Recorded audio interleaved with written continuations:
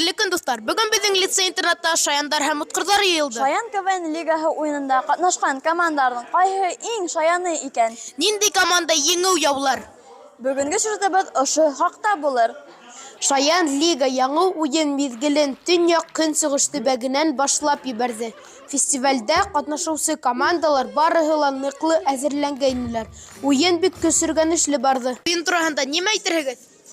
Бүгенге уйын бик ҡыҙыҡлы үтте һәм рәхмәт һүҙҙәрен әйткә килә.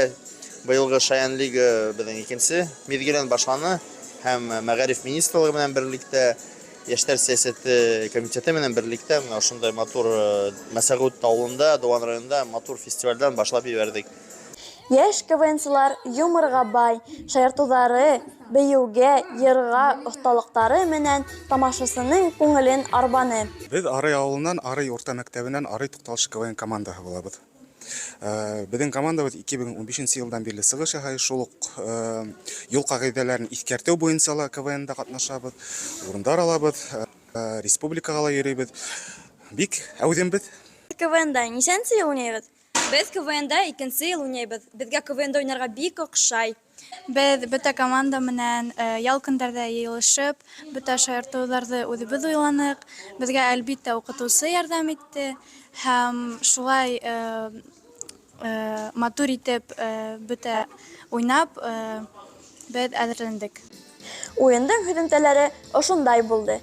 3-нче урында Мәсәғүт педколледжынан Мес Педкол һәм Мәсәғүт гимназияһынан Әсе Борос командаһы. 2-нче урында Арый мәктәбенән Арый туҡталышы КВН командаһы булды. Ә 1-нче урынды Тимер Йосипов исемендәге лицей-интернатынан Төньяҡ Амурҙары КВН командаһы яуланы. 1-нче булыу өсөн нимә эшләргә кәрәк? Гел бергә булырға.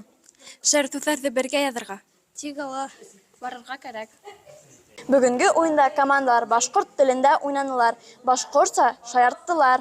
Туған телебеҙ ни тиклем бай икәненә тағы бер тапҡыр төшөндөк. Был бик ҡыуаныслы. Тау-тау хәбәр өсөн Хужина Карина Һәм Байышев Ильяс.